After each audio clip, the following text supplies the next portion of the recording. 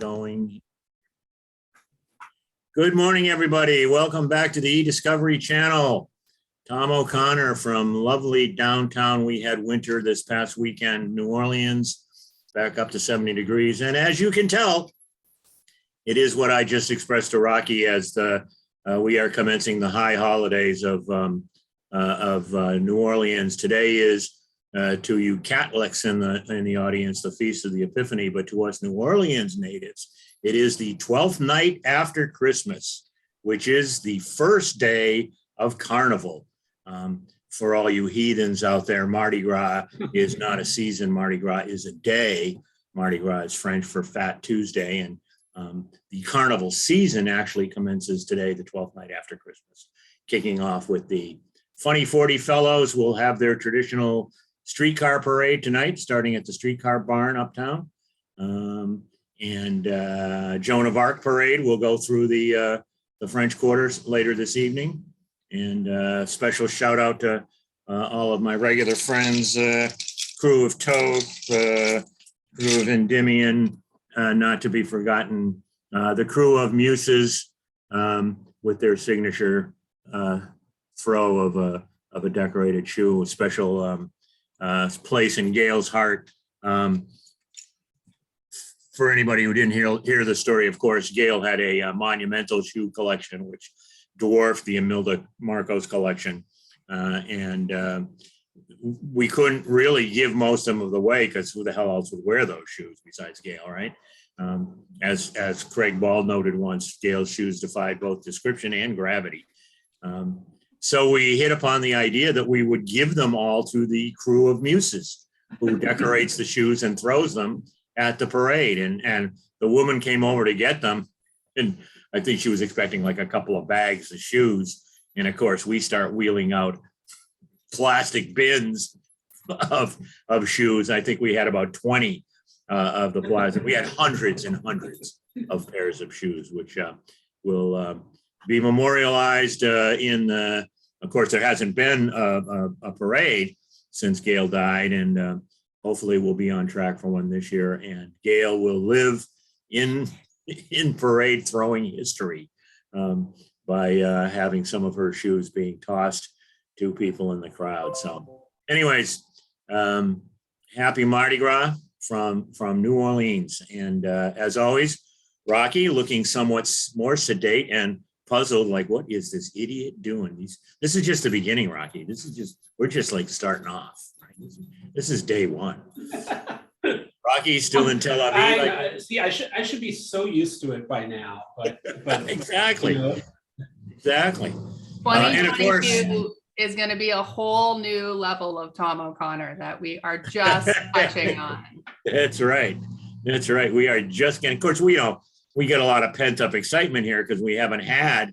Obviously, we've had Mardi Gras season and people have celebrated it, but no parades for a couple of years now. And last year also, Mardi Gras week was incredibly cold. Some big storm up north, and we were literally in the 30s on Fat Monday and Fat Tuesday. So even people who wanted to go out and do something with family and cookouts and barbecues and crawfish boils, et cetera, that was all kind of on the back burner. Didn't stop, young people like my son, of course. He just said, yeah, come on, put on a coat, let's go. But I didn't do that. So in any event, Rachi, things in Tel Aviv going well? How's things over there? Let's do it. We got you? Rachi looks like he's semi-frozen. Everything's good. Can't complain. Life is moving on here. Good. Just we were just talking. Also, of course, you got the news, Carolyn. I'm sure you've heard that guys. Legal tech has been postponed. So, Rachi and I were preparing for our traditional cigar fest, but that will have to be postponed. So. And our special guest today, who is actually going to turn the tables on us, Carolyn Anger from Toronto. This is kind of an ACED's triple crown, right? Rachi and I are on the advisory board. Carolyn, are you on the board as well? I'm not on the board, but But you're the am head of the president Toronto chapter, of the right? Toronto chapter, yeah. Right. So you're basically leading the ASED charge in Canada, which is great. Great. We were So- the first chapter to launch in Canada, and now we have a second chapter in Vancouver. So continuing to expand. Yeah, it's great. And you're just ignoring all those people in Montreal, like to hell with those people in Quebec. Cares about them. No, they're welcome to join us in Ontario until they get their own chapter. Cool. Well, we, as I mentioned, we're going to turn the tables here, or Carolyn's going to turn the tables. We decided that we would have Carolyn do the interview. And I'm not sure if Rachi just went to reload or not. I've lost him off my screen, so. We lost him. Hopefully Okay, well, he'll, yeah, let me do my little intro and then hopefully he'll be back. sounds good. Continue on. Yes, ma'am. Go for it. All righty. Well, good morning, good afternoon, good evening, everyone, and welcome to the first 2022 eDiscovery channel chat with Tom and Rachi. Today's recording is a little different. We are turning the tables on the hosts and putting them in the hot seat for a change. My name is Carolyn Anger. I'm based in the chilly city of Toronto, and I'm a senior director at Concilio. I'm pleased to be with you all here today in the role of interviewer for a change to talk to a couple of very well-known subject matter experts, legends in our world of legal tech and e-discovery, Tom O'Connor and Rachi Messing. Legends in our own minds, right, Rachi? Tom is the director of Gulf Coast Legal Technology Center and is based in New Orleans. And Rachi is the former senior program manager at Microsoft, is currently working on a startup company and is based in Tel Aviv. And we're hoping that we can hear more about the startup company later, Rachi. And as Tom mentioned, we're gonna see what we can get out of you. And as Tom mentioned, you both are on the ASED's Global Advisory Board. So welcome to you both. I'm really looking forward to hearing your stories, where your career started, how you got into our fast and ever-changing world of e-discovery, as well as where you are now and what you're up to. So turning the tables, let's start with Tom. Uh-oh. Tom, tell us your story. Oh, it's a long and sordid story. Yeah, exactly. I feel like I should have a cigar if I'm going to sit back and tell our story. Yeah. I'm a New England native, born in upstate Vermont, so not far from Canada, and literally not far from Canada. I was born in way upstate Vermont, and then we moved down to Boston. My dad was a school teacher after World War II. Moved to the Boston area, banged around, went to college, tried law school for a little bit after college, and found that it was interfering with my drinking career. Most people who know me know I'm a recovering alcoholic. So tried the educational thing for a bit, just didn't jive, too much, attention to detail required. And did some work as a paralegal for a variety of different things. Went back to Baltimore where I'd gone to college and worked for a firm there. Ended up in Seattle many years later, just coincidentally in the early 80s, the onslaught of the PC and the early days of summation.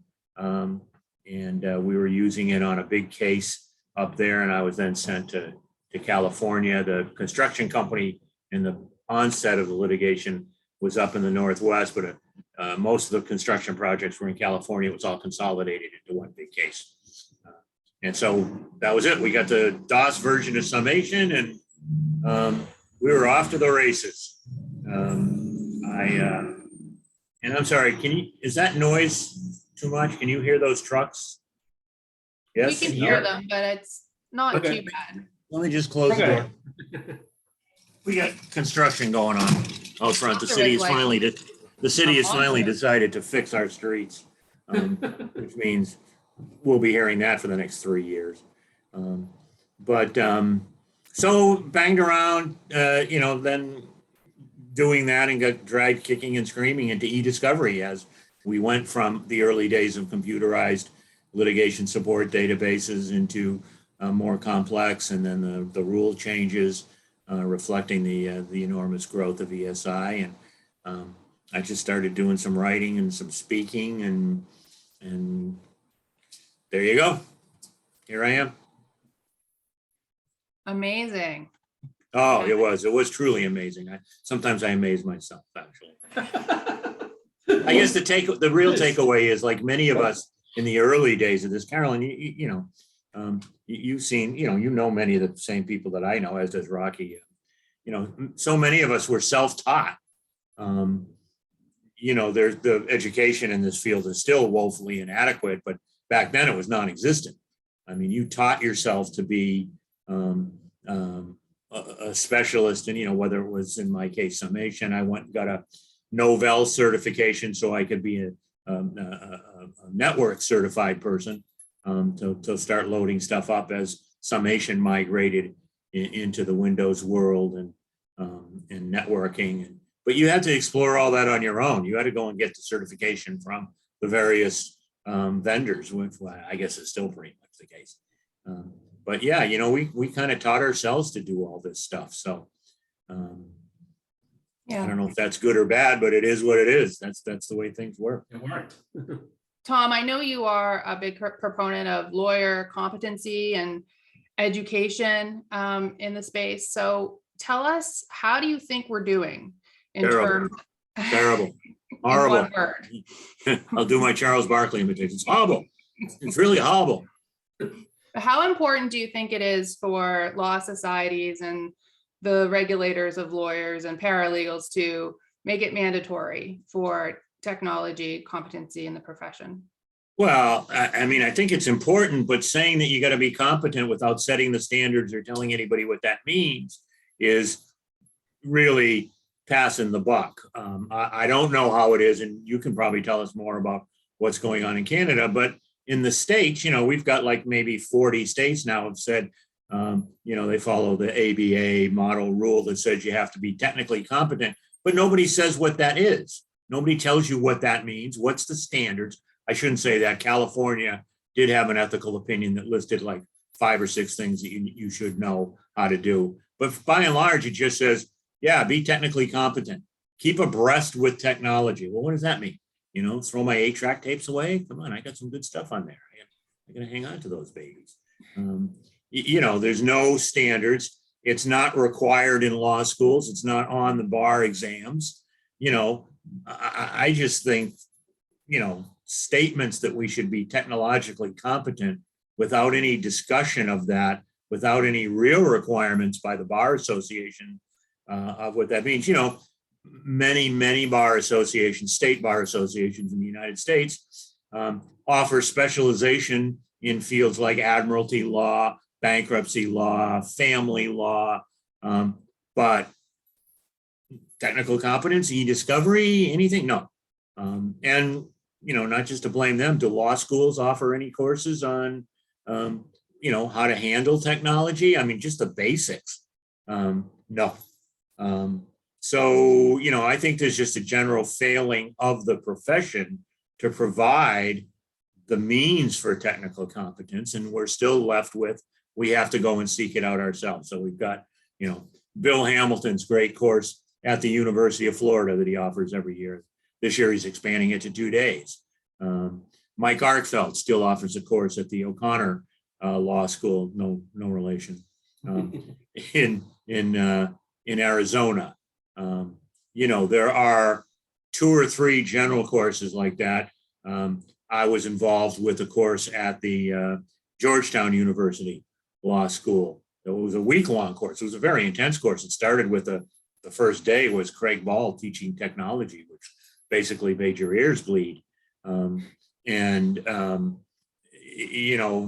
COVID has interrupted that. We're still hoping that we can get that back on but those are few and far between. You can count those on one hand, how many intensive courses in this area there are.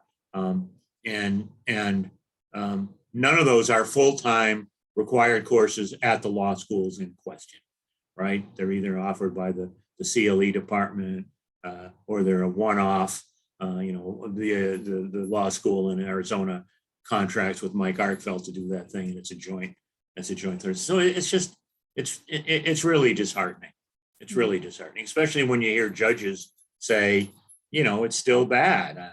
We had Rachi and I talked to Judge Grimm a couple of weeks ago, and he just, is it any better? Yeah, marginally. The vast majority of attorneys who appear in front of them still don't understand this stuff. So I don't know, how is it in Canada, Carolyn? Any better?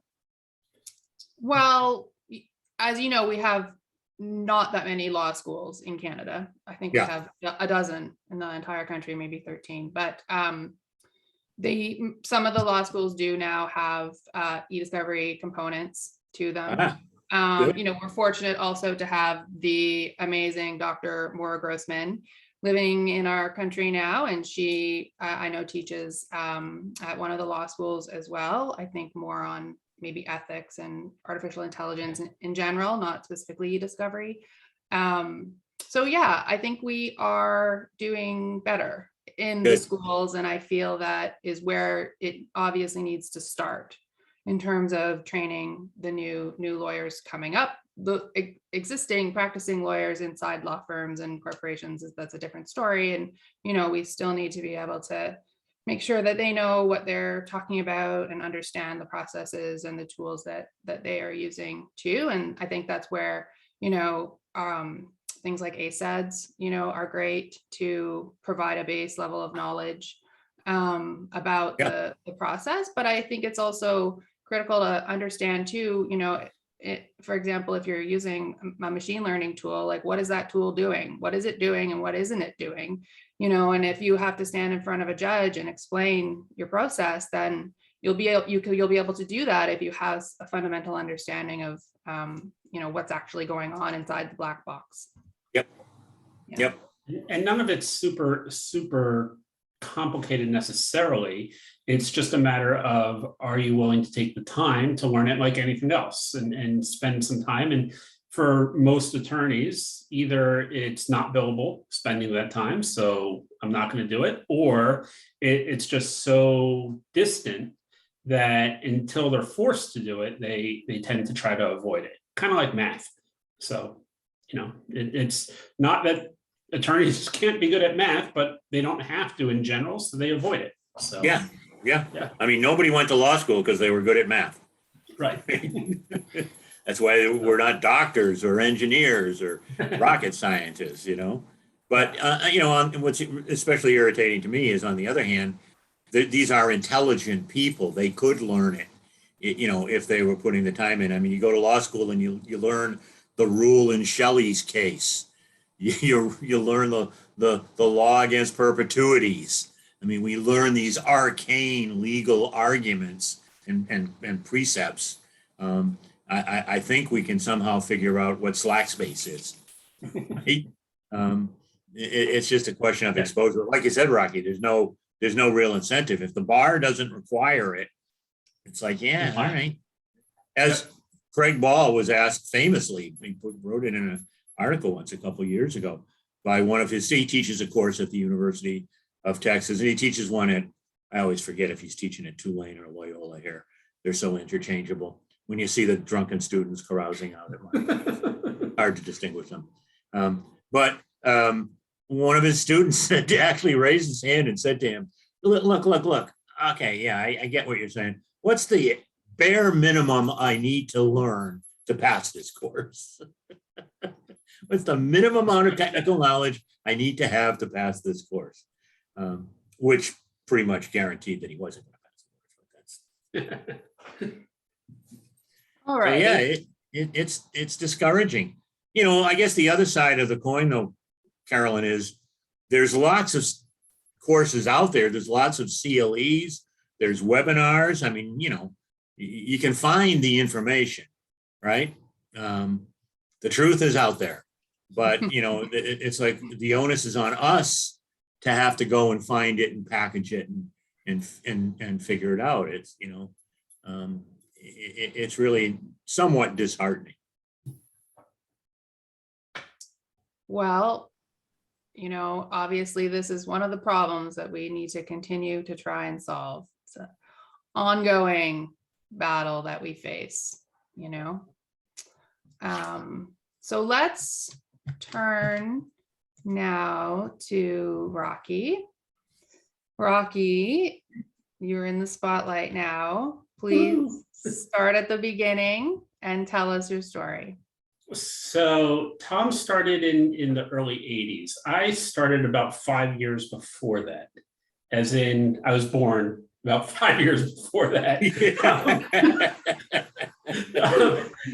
But no, it's interesting. I grew up in a house where my dad was an attorney, aunt's an attorney, uncle's an attorney. My grandfather was not an attorney, but he was a traveling salesman who, whenever he'd go to a city and he'd have time, he would actually go to the courthouse of wherever he was on the East Coast and just sit in court and listen to cases. That was like what he did in his spare time. So a family that has been obsessed with law for a long time. And my dad actually, when I was in high school, when my brother was in high school, he made us both promise that we would never go to law school. He's like, the law is evil. You should never do it. Don't get involved in law. Stay far away. So we were like, okay, we'll do technology. And it happens to be legal technology. I started by in computer networking, IT support, just general IT. And that was actually, I even fell into that by mistake because I was originally, I went to college for actuarial studies, actuarial math. And in between my sophomore and junior year, I did an internship. I actually took some of my exams and then did an internship for the second half of the summer. And during those 5 weeks, realized that actuarial math was the most boring thing that I could ever do. And if I actually went through with this, I would not be happy at all. So I switched to the thing that I could do the most easily without losing too many credits, which was economics. And at this exact same time, my high school computer teacher called me and said, I'm starting a new IT consulting company. And I remember in high school that you were pretty good on computers. You want to come join me? So that's how I got started in IT. And then was that in Baltimore? Sorry, Rachi. Was that in Baltimore? Yeah, this is all in Baltimore. But from there, I went to I got a job, again, fully IT side, with this company that I had never heard of. They had a government contract with the Small Business Administration, company called Merrill, which, okay, I'm doing an IT contract for them. We were doing a process that was basically, they were taking loans from the Small Business Administration from the last 50 years, scanning them in, then unitizing them, presenting them on an online system to underwriters who would go through them one by one, page by page, make decisions about them, and then produce them out to investors who would then bid on these loan packages. So when that fell apart, story for a different day, just from the government kind of messed that one up. But yeah, anyway, Merrill basically said to me, listen, we don't want to lose you. And we've got this legal division that kind of does something very similar from a workflow perspective of what you've been doing on the loan side. Will you come and help out the legal side they need a lot of help. So I said, sure. And from there, I basically went out I set up all of the scanning shops for all the local Merrill offices across the country. I spent 2 years doing that, and then spent 2 years then switching over to set up all the e-discovery in all of the local offices and training all of the offices on how to actually process data. when I started, I had no idea what I was doing, had no idea why I was doing it. I mean, it was a full, again, education was non-existent. It was learn on the go, learn as I went, grab any resource I could, talk to anyone I could. But that really grounded me in what the basics and really the foundation of e-discovery is, and how data works and what happens with data, and why, more importantly, why the attorneys are trying to do this with the data as opposed to just doing it for processing's sake. So went from there to that was my Merrill days. Then spent a year with another service provider before joining the team that was starting Discover Ready back in 2005. And I went ahead and we built up Discover Ready to the point where we sold it eventually, stayed on there for a little bit, and then joined Equivio, which was already well established, but still pretty small, and helped them grow the company, tripled in revenue, and more than doubled in people before we sold to Microsoft in 2015, where I then joined Microsoft to help integrate the Equivio technology, but more importantly, building out their classic e-discovery tools and helping them figure out what they wanted to be doing.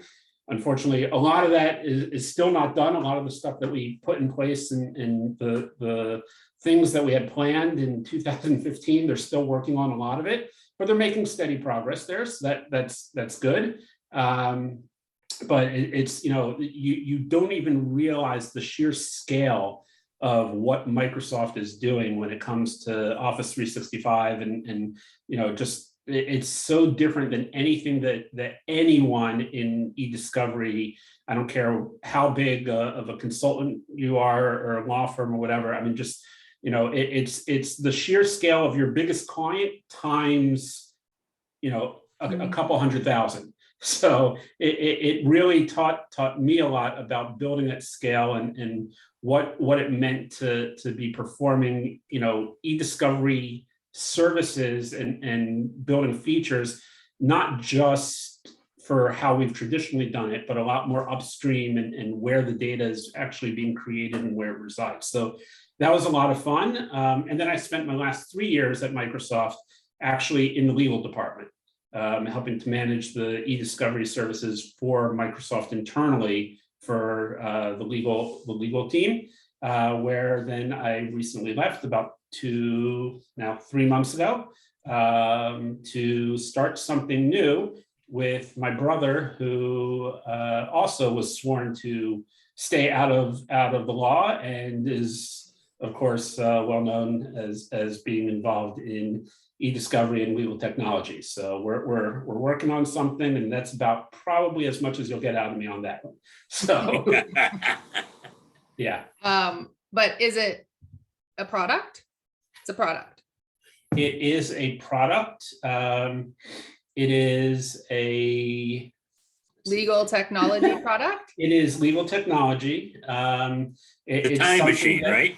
You're building a time machine. We are, because if the data never existed, then right, it's not a problem. Solving all the problems. Exactly. It can't be discovered if it was never there, right? It's just not there. Right. So yeah, it is a product. But it's for something that, I mean, there's nothing new in e-discovery across the board. I mean, there's no area that hasn't been touched, and something that until as we get new data types and things like that, sure, there has to be adaptations. But what we're doing is something that's really attacking a problem that's existed for a long time, and it hasn't had a single unified approach to solving it, and that's what we're trying to do. Coming to it fresh and new, and not from any software provider or e-discovery service provider or anything like that, who obviously have their own biases, not wrong, but they do have the biases, or they have the issues of competition, where if they were to try to build something that dealt with the problems globally, no one else would use it, because why am I going to use a competitor's product? So it's it's a space that, it's something that we think, when we announce it, it's pretty simple in terms of the idea, but it's something that we think will have a pretty big impact. So that's what we're doing. And Very cool. more to come at Legal Tech, whenever that might be. So yeah. That's nice, because that gives you a nice kind of soft Yes. target there. Right, exactly. Hey, listen, we were under the, we got to be ready to start showing some stuff by beginning of February. Now we get at least an extra month, so it's all good. Perfect. Yeah. Very good. Well, we're excited to hear more about that when the time is right. Yep. But I mean, in the meantime, what about, I wanted to get your thoughts, Rachi, first, and then Tom, on some of the, given that we're at the beginning of the year, again, we've got all these like lists that are coming out, and people are talking about trends and things from the past and into the future. So Rachi, from your standpoint, like what are the trends that you see from 2021 flowing into 2022, and any new trends that you foresee in your crystal ball?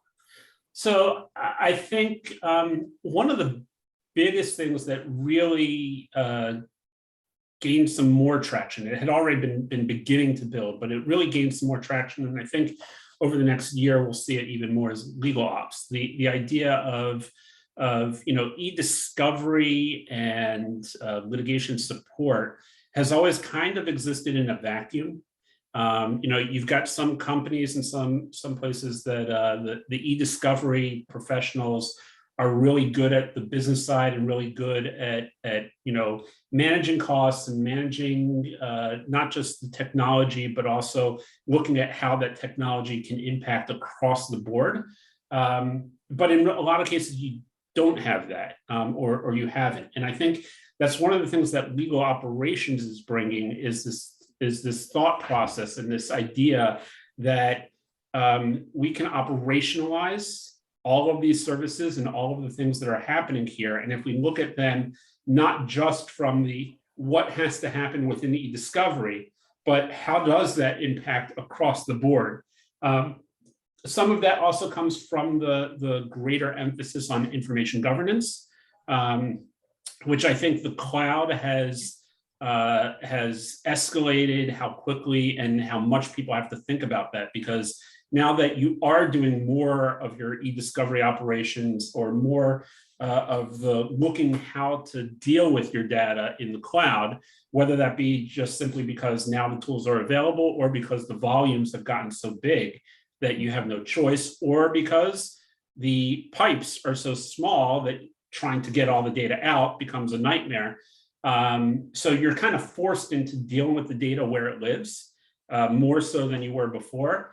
And I think that has given even more of a rise to the ideas and the concepts around retention and information governance and data governance, which again, all of that playing together means that we're going to see a lot more corporate-wide initiatives to try to wrangle data in better ways. And that's not just data, but also wrangle how we look at costs, how we look at operations. I mean, what are people doing? Does it make sense to bring people in-house, or, as we're beginning to see, a lot more contractors coming in to do a lot more, contract work on an ad hoc basis within corporations and law firms? So I think that's kind of where I see the 2021 trends that already took place, and those heading and just growing at a faster rate within 2022.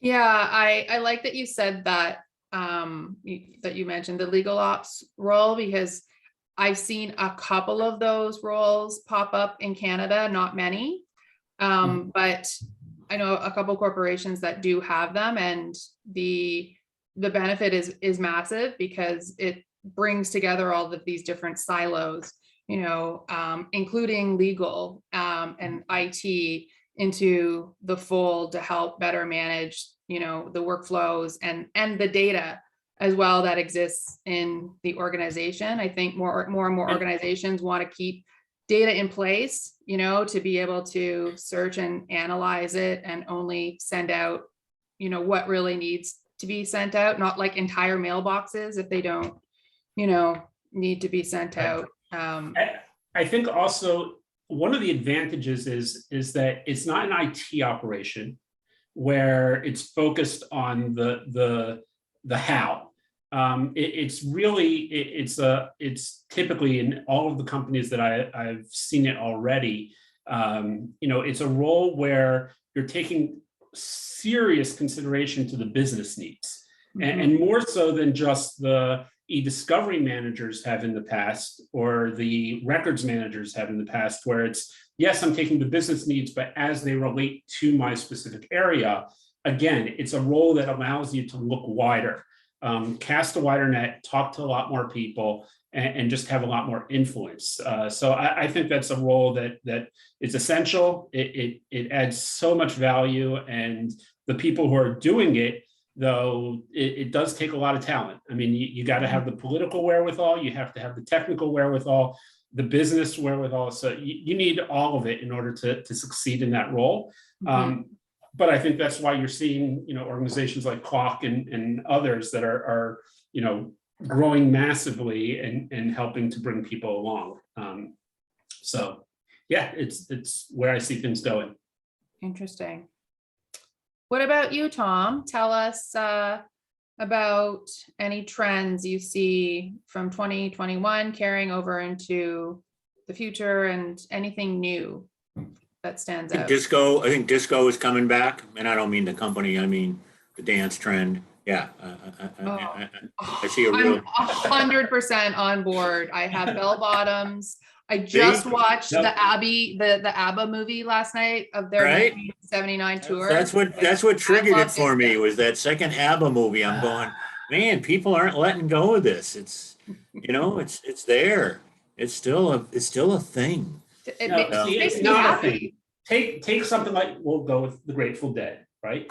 A classic that has traveled through the time. Even Tom's beloved Rolling Stones have never gone out of style. That's because they're good. Disco, not so much. I don't know. I think that is one person's opinion on this particular Zoom. No, I'm standing by it as a global thought process here. What about Abba? What about Abba? Come on. I mean, almost everybody loves Abba. It's like Oprah. I mean, like, you can't I have a problem. Abba. My wife worked in an office where they had one CD in the mid 90s.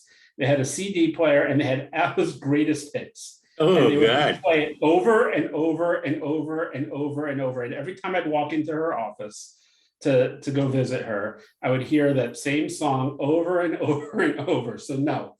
There was no dance party happening. No. Maybe the first time, but after that, it just no. Come on, Rocky, that up on Greenmount Ave in Baltimore, if somebody started playing Abba, people would be coming out of there with the flared shirts and the bell-bottom pants. Absolutely. They'd be doing the John Travolta up and down Greenmount Ave all day. That they would. Yeah. So I think, in terms of all seriousness aside, folks, as Steve Allen used to say, I take Rocky's point, but I think that's going to be a corporate surge. I think corporations, the clients, are taking over control of all of this because lawyers have been so wretched at it. And unfortunately, lawyers are not only bad at math, they're bad at business. And so, leaving aside some firms, maybe in the AmLaw 50, a firm like Perkins Coie that was bright enough to get Toby Brown to come in and start running these sorts of things for them. I don't think the majority of firms are going to do that. I don't think they have the wherewithal. But I don't think that's necessarily a bad thing. I'd like to see technology and business processes handled by the people who know how to handle them, and let lawyers go back to lawyering, right? Let's just concentrate on being lawyers. And let's talk about, and it's something that, unfortunately, I think is we've lost a lot of that in our space in the last year, and especially in 2020. Don't get me started about the whole, the VC connection and the ascension of EBITDA as the mantra for doing business. Yeah. Let's let lawyers get back to being lawyers. I mentioned that California opinion about what is technically competent. One of the things that they said in that opinion was, if you can't do this, get somebody who can. Partner with somebody who can, and we're seeing that. We're seeing the rise of companies who are strong in these skills, not just the technical skills, but as Rachi said, the business skills, because it's a workflow issue. It isn't just processing. The Morgan case up in Buffalo is a criminal case, but one where the U.S. Attorney's Office just lost data, literally lost a cell phone. They seized a cell phone from a defendant and the lead defendant and lost it. Well, couldn't find it. I think they probably have found it by now. I don't know. But, it was just a complete, to the point where the judge granted a dismissal without prejudice. So they were able to refile, which they did immediately, although I'm sure the attorney in charge of that case is now conversing with penguins in Antarctica sometimes. There's a U.S. Attorney's Office in Antarctica. That attorney's there. Northern Alaska. Yeah, exactly. They're in the tundra doing the U.S. Attorney's Office, the remote U.S. Attorney. But in their defense, again, they weren't taught any of this stuff. They don't learn any of this stuff. So partner with the people who do. Partner with somebody like Carolyn, who's with a big organization who themselves were very skeptical about consulting 5 years ago. But everybody's starting to realize that's where it's at. The consultancy part, whether you call it the consultancy. Yeah. And the reemergence of people like Deloitte, right? Yeah. Those companies which have traditionally offered consulting roles. And then I think the other trend that will continue to emerge as lawyers give over more and more of that to people like a Concilio, like a Deloitte, because that's their sweet spot. They know how to do it. The lawyers will concentrate on lawyering. But I think the other thing that's going to happen is we'll break down this medieval viewpoint from the guild's perspective that we have about lawyers not partnering with non-lawyers. We're starting to see some erosion of that now. Deloitte can partner with law firms in London, in Paris, in Johannesburg, in Singapore, in Tokyo, but they can't in Chicago. Come on, man. Let's give it a little NFL thing here. It's football season. Come on, man. This is stupid. Can we not talk about NFL on this one? Because it's just painful. Hey, if I might go back to the disco theme, here in New Orleans, we're staying alive. All we need is one. All we ask is one more win. By the time this airs, we will know what happens. And hey, all we got to do is we got to win one more, and the Rams are going to beat San Francisco, and the Rams need that game to go in at number 2 to solidify their division. So it's a big game for them. And all I can say is I never thought that I'd say this, but go Jacksonville. That's ouch. Ouch. That's what's keeping the Ravens' hopes alive. Yes. Barely. So there you go. Anyway, So I think we're going to see, I think the natural continuation of what Rachi described is more and more of that being done by the clients, and whether the corporation does it in-house or in partnership with somebody, whether they bring people in, or as Rachi said, they hire people on contract basis and pass that out to people like a Merrill. I think that's going to happen. But then the natural continuation of that will be the breakdown of this. We can't partner with these people. I think that's going to start to come. You think that's going to happen in 2022 though? I don't see that happening that soon. You've already seen a couple of states that have started to pass state bar associations that have opened up the doors to working with, not partnering with, but working with non-lawyers. So yeah, I think the toeholds are there, and I think you're going to see probably a progressive state. This is just the world according to Tom O'Connor posing as GARP. A state like Utah, which has been very progressive in electronic matters, may take another look at that. But I think it'll be very much like things were in the 50s and 60s when you could get a divorce in Nevada, but not a whole bunch of other states. And it took a long, long time for that to work out to the other states where you had basically, no fault divorce, no fault car insurance. I think we're going to see some of that. Curiously, the state of Washington had actually opened up an ability for paralegals to do some, standard contract stuff. They had like a quasi, I won't even say quasi attorney, that's really wrong, but they opened up some of the things that non-lawyers could do. And then they tried it for a year and pulled it back because nobody signed up for it. My understanding is nobody signed up for it because the testing and the procedures you had to go through were so difficult. It was like, I don't have, like you said, I don't have the time to do this. Yeah. But I think you're going to start to see some of that. Yeah, a little bit. I don't think it's going to be huge, but I think we'll have a little bit. So anyways, yeah, that's my thing. I think we're going to see more of that business processes taking over how all of this is done and being given to the people who can do it, who also have good management skills. I'm just hearing Tom copying over what I said. That's all I heard from this, is that I said something and Tom just. No, I'm leaving the lawyers out of it. You have faith that law firms can do it. I don't think, and I don't think they want to. I think they want a lawyer, and God bless them, let them lawyer. Let the lawyers be lawyers, So Carolyn, we're coming up on Rocky's hard stop here. So I don't know if you have some last question you want to ask, or the traditional question that we always ask our guests. You're in charge, so you take it away. What's the traditional question you usually ask at the end? See how soon you forget. We asked you. Gee. Right. Yeah, you were on a year ago. I know. Wasn't that long? I don't remember. You guys made such an impression on me that I don't even remember what you asked me. I mean, I went through my background, but I don't remember what you asked me at the end. The last question is always, if you could spend a day with somebody living or dead from our business, who would it be? What would you do? Right. Yes. Now I remember. Okay, Tom, if you could spend a day with someone living or dead in our business, well, that's, who would it be? for me, that's easy. I give my right arm to have lunch with Gail again. Of course. Amazing. I would love that too.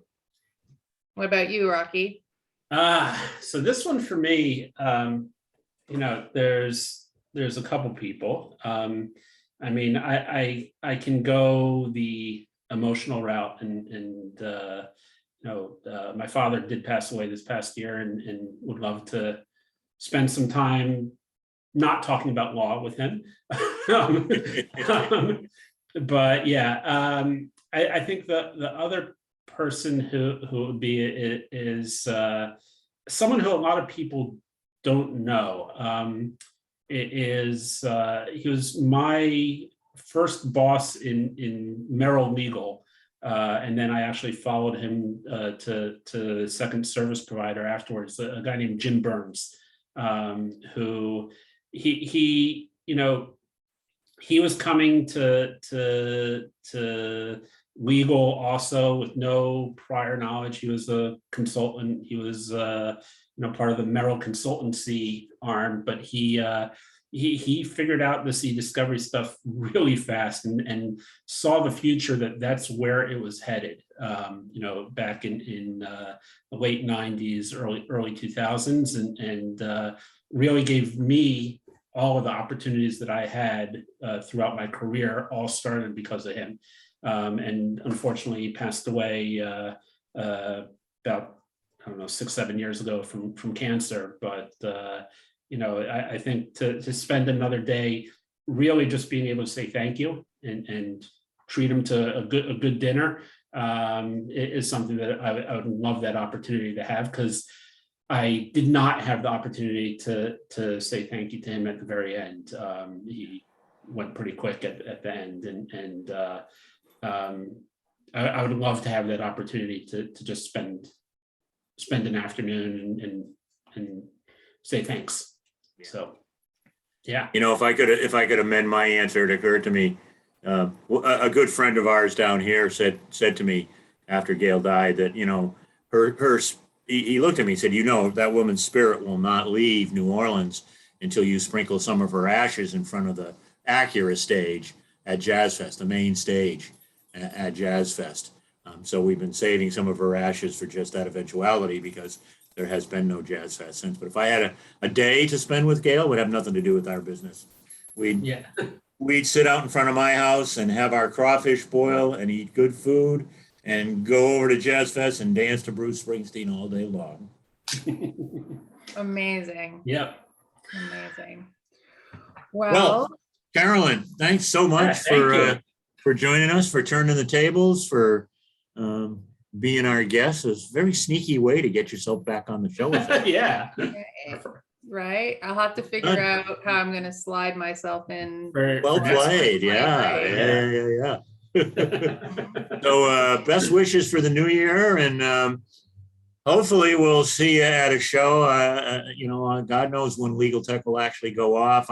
I'm thinking more I'll attend the ABA Tech show just because it's more, my market than New York. And really, I'd rather go to Chicago and meet Dave Glynn and go have ribs and red beans and rice at Buddy Guy's Club. Listen to some blues.